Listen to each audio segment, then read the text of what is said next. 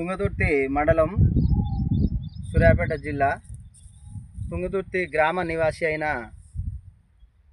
బయ్య పెదబుచ్చయ్య గారి పత్తి చేనుకు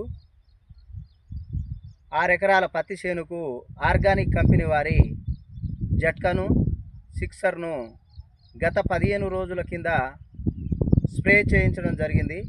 అయితే అప్పుడు ఆ చేను యొక్క పరిస్థితి చూసినట్లయితే చిన్నగా పీటున్నరతో మొక్క ఉండేది.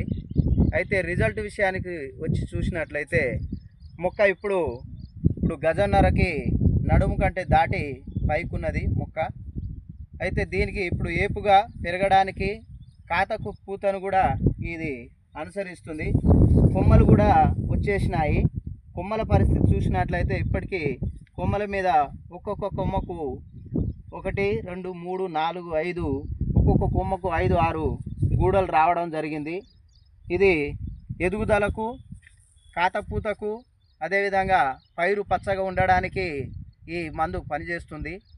దీన్ని అనుసరించి దీని తర్వాత ఇది కాతపూత నిలుపుదలకు, గూడ రాలకుండా, ఎరుపు కలర్ను పండాకును రానియకుండా నెక్స్ట్ స్ప్రే చేయవలసి ఉంటుంది. ఇంకో 3-4 రోజుల తర్వాత దాన్ని చేయించడం ద్వారా దాని రిజల్టు మనం తెలుసుకుందాం.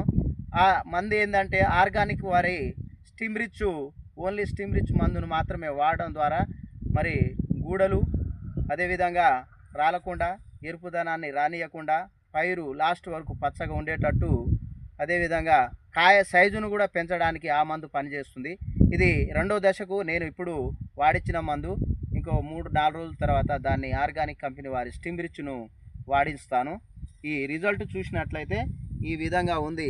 చేను ఎదుగుదల మాత్రం 100% రిజల్ట్ను చూపించడం జరిగింది. ఇది ఈ విధంగా